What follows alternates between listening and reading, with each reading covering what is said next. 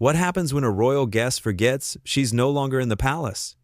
In just 39 seconds, one comment would turn a friendly interview into the most explosive exit in late-night television history. Stephen Colbert sat across from his guest with his usual warm smile, ready to dive into what he thought would be a light conversation. The audience was buzzing with excitement. After all, it wasn't every day that someone of this caliber appeared on the show. The stage was set, the cameras were rolling, and everything seemed perfect. But perfection wouldn't last long. Stephen leaned forward with genuine curiosity in his eyes. So, I have to ask, and I think everyone watching wants to know this too, what's it really like adjusting to life now? I mean, you've been through such a massive change. Meghan shifted in her seat, her posture straightening. There was something in her expression that Stephen didn't quite catch at first. A flicker of something sharp. Well, Stephen, I'm not. Sure, you could really understand. You've lived a very different life. The audience went quiet. Stephen chuckled nervously, trying to keep the energy light. Well, sure, but that's why I'm asking. Help us understand. It's just that, Meghan continued, her voice taking on an edge. People like you don't really know what it's like to have real responsibility. You make jokes for a living. I've had to represent an entire institution. Stephen's smile faltered for just a moment. The audience shifted uncomfortably in their seats. He cleared his throat. I mean, I'd argue that connecting with millions of people every night and trying to make sense of the world through humor is its own kind of responsibility. But, okay, let's talk about your experience. Your humor? Meghan said, her tone dripping with condescension. That's precisely the problem with media today. Everything is a joke to people like you. Nothing is taken seriously. Do you know how harmful that is? Stephen blinked, clearly taken aback. I'm sorry. I think there might be some confusion here. We do take things seriously. Comedy is actually one of the most powerful ways to address difficult topics. Is it? Meghan challenged, leaning forward now. Or is it just an excuse to avoid real accountability? You sit here in your comfortable chair, making fun of people, and you think you're doing something important. The audience was dead silent now. You could hear a pin drop. Stephen's producer off stage was frozen, unsure whether to cut to commercial. This was live television, and it was going completely off the rails. Stephen took a deep breath, his professional composure still intact but clearly being tested. Look, I respect that you have strong opinions, but I think you might be misunderstanding what we do here. This is a comedy show, yes, but we also have serious conversations. That's what I was hoping to do with you tonight. Hoping? Meghan laughed, but there was no humor in it. You were. Hoping to get me to say something you could mock later. Let's be honest about what this really is. That's not fair, Stephen said, his voice firm now. I invited you here as a guest, with respect, to have a genuine conversation. I'm not trying to mock anyone. Meghan waved her hand dismissively. Please. I've dealt with the British tabloids. I know how media works. You're all the same. You pretend to be friendly. You pretend to care. And then you twist everything. Stephen sat back in his chair, processing what was happening. The warmth in his eyes was gone now, replaced by something more guarded. I'm going to push back on that. We are not all the same. And frankly, I think you're being incredibly unfair to me and to this show. Unfair? Meghan's voice rose slightly. You want to talk about unfair? Do you know what I've been through? Do you have any idea what it's like to be scrutinized every single day? To have every word you say analyzed and criticized? Actually, Stephen said carefully, yes, I do this job every single night. I put myself out there. I get criticized constantly. That's part of being in the public eye. It's not the same, Meghan snapped. You choose to make yourself a target with your political jokes and your opinions. I was born into scrutiny, then I married into more scrutiny. And people like you made it worse. Stephen's jaw tightened. People like me? I've never written a negative word about you. I've never mocked your situation. So I really don't appreciate being lumped in with whatever grievances you have with the media. You're part of the system, Meghan insisted. You benefit from the system that tears people like me down. The audience was beyond uncomfortable now. Some people were looking at each other with wide eyes. Others were staring at the stage in disbelief. This was not the fun celebrity interview they had come to see. Stephen leaned forward, his voice steady but stern. I'm going to be very clear with you. Right now. I work hard at this job. My team works hard. We try to be fair. We try to be thoughtful. And we try to make people's lives a little bit better by giving them something to laugh about at the end of a long day. If you can't respect that, then I don't know why you agreed to come on this show. Maybe I'm starting to wonder that myself, Meghan shot back. Then let me help you figure it out, Stephen said, his patience clearly wearing thin. You came on this show, presumably, to talk about your projects, to connect with an audience, to share your perspective. That's what we offered you. A platform, a respectful conversation. But instead, you've spent the last several minutes insulting me, insulting my work, and insulting everyone who works on this show. Meghan crossed her arms. I'm simply being honest. I'm not going to sit here and pretend everything is wonderful when it's not. Being honest is great, Stephen replied. Being rude is something else entirely. And right. Now, you're being rude. The words hung in the air like a bomb that had just detonated. Meghan's eyes widened, her face flushing. Excuse me? You heard me, Stephen said, his voice calm but unwavering. I've tried to be gracious. I've tried to understand where you're coming from. But you're sitting in my house, on my show, in front of my audience, and you're treating everyone here with contempt. That's not okay. Meghan stood up abruptly, her microphone crackling with the sudden movement. I don't have to sit here and be spoken to like this. You're right, you don't, Stephen said, standing as well. And I don't have to give you a platform to insult me and everyone here, so if you want to leave, the door is right there. The audience gasped collectively. This was unprecedented. No one could remember the last time a host had actually told a guest to leave. Meghan stared at him for a long moment, her expression a mixture of shock and fury. You're actually telling me to leave? I'm giving you the option, Stephen clarified. You can sit back down, we can reset, and we can try to have the conversation we were supposed to have. Or you can continue with this attitude, and yes, you'll need to leave. Your choice. This is unbelievable, Meghan said, her voice shaking slightly. Do you know who I am? Stephen's expression didn't change. Yes, I do, and I also know who I am. I'm the host of this show, and I have a responsibility to my audience and my team to maintain a certain standard. Right now, you're not meeting that standard. A standard, Meghan repeated incredulously. You have a standard? That's rich coming from someone who makes crude jokes about politicians every single night. Those are jokes about public figures who make policy decisions that affect millions of people, Stephen countered. That's commentary. That's satire. What you're doing right now is personal attacks against someone who's done nothing to you except invite you onto their show. Meghan grabbed her purse from beside the chair. I've heard enough. I don't need this. I have plenty of other platforms where I'm actually respected. Then I encourage you to use them, Stephen said evenly. But this platform requires mutual respect, and you've made it clear you're not interested in that. You'll regret this, Meghan said, her voice low and threatening. Do you have any idea what kind of backlash you're going to face? Stephen didn't flinch. I'll take my chances. I'd rather face backlash for standing up for myself and my team than be disrespected in my own house. Meghan turned to walk off stage, then spun back around. You know what your problem is? You think you're important. You think you matter. But you're just another man with a microphone who loves the sound of his own voice. The audience gasped again, louder this time. Some people actually covered their mouths in shock. Stephen remained calm, though his eyes had grown cold. And you're someone who confused a title with character. I hope you figure out the difference someday. That was the final straw. Meghan's face turned red, and she opened her mouth as if to say something else, but no words came out. Instead, she turned on her heel and stormed off stage, her footsteps echoing in the silent studio. Stephen watched her go, then slowly turned back to face the audience. The silence was deafening. He took a deep breath, ran his hand through his hair, and let out a long exhale. Well, he said finally, his voice slightly hoarse. That was not how I expected this evening to go. A few nervous laughs rippled through the audience. Stephen walked back to his desk and sat down heavily. He looked directly into the camera, his expression serious.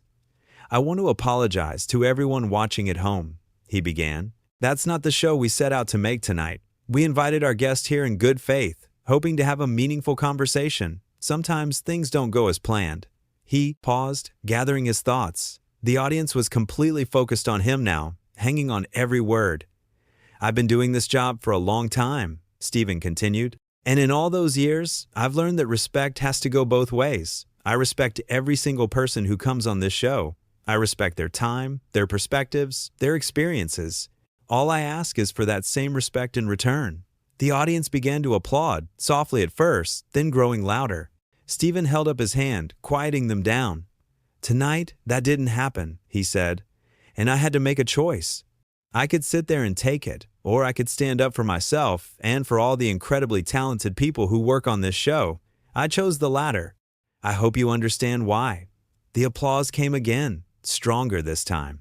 Stephen allowed himself a small smile. "Now," he said, his tone shifting slightly, trying to recapture some levity, "we still have a show to do. We've got a great musical guest waiting backstage, and I'll be damned if we're going to let one bad interaction ruin the whole evening." The band started playing, and the audience cheered, but there was still a tension in the air, an electricity that came from witnessing something truly unexpected. During the commercial break, Stephen sat at his desk, staring at nothing in particular. His producer rushed over, placing a hand on his shoulder. "You okay?" she asked quietly. Stephen nodded slowly. Yeah, I think so. Did I handle that right?"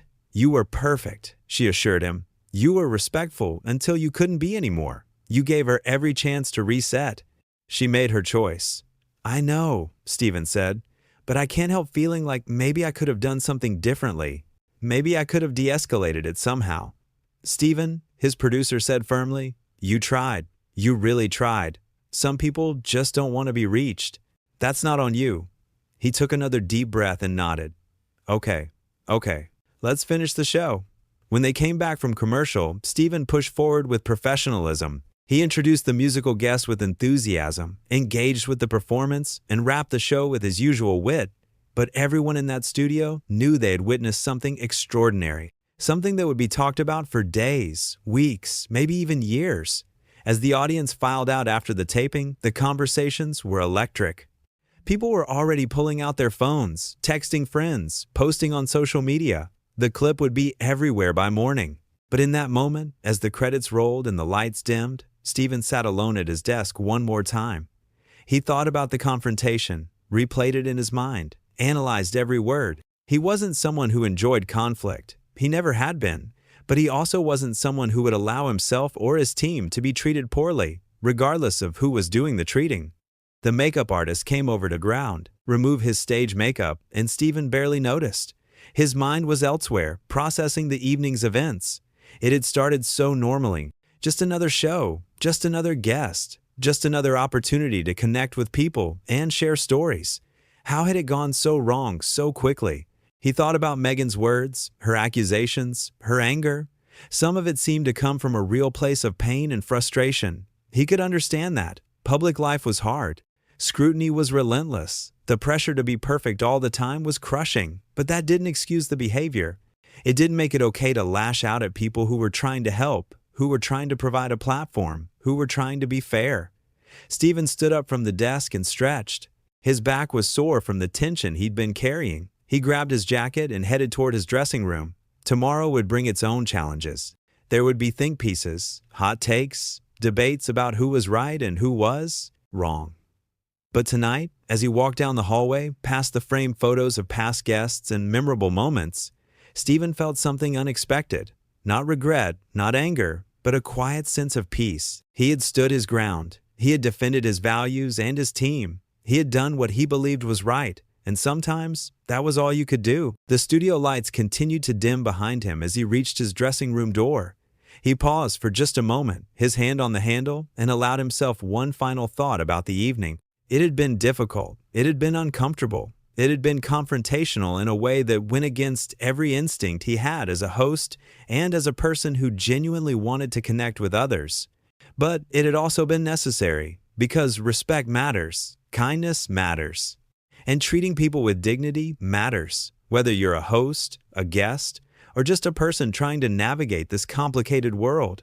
Stephen opened the door and stepped inside, closing it softly behind him. The show was over. The moment had passed.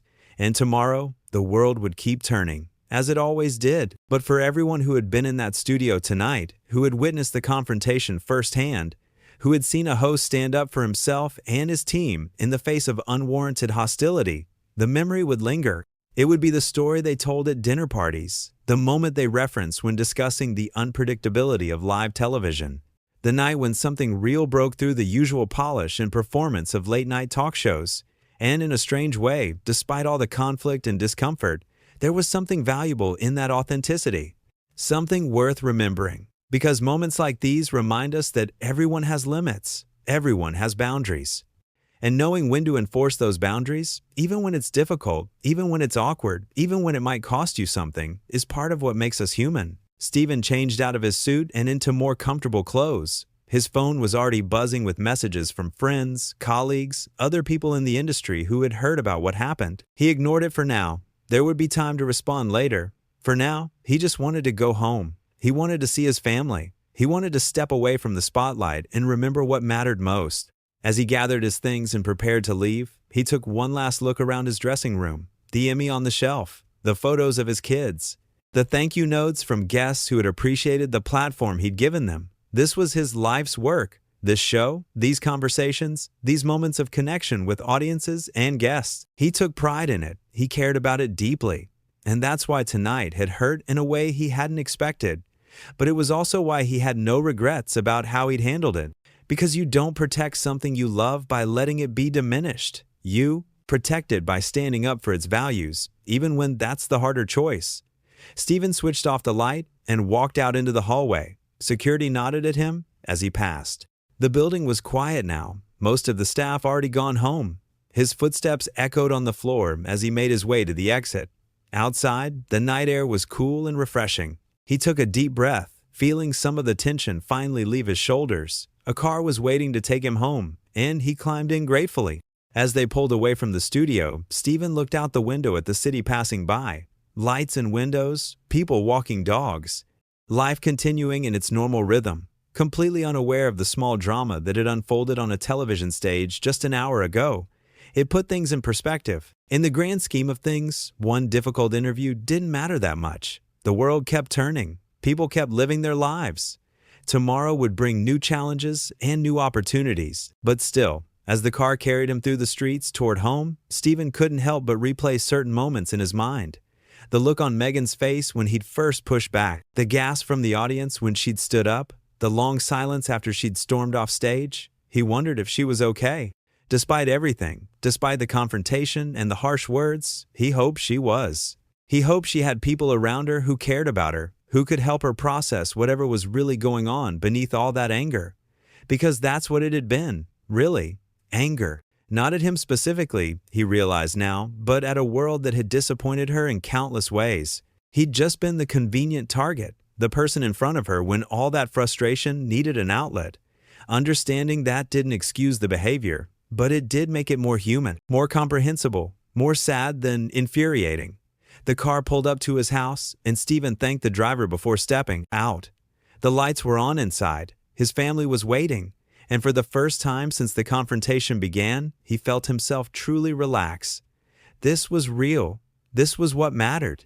Not the drama, not the conflict, not the viral moment that would dominate social media for the next few days. Just home, just family, just the quiet knowledge that he'd done his best in a difficult situation, and that was enough. Stephen walked up the front steps and opened the door, ready to leave the chaos of the evening behind and step back into the life that had always been his true foundation. Tomorrow would bring its own stories, its own challenges, its own opportunities for connection and growth. But tonight, he was just grateful to be home,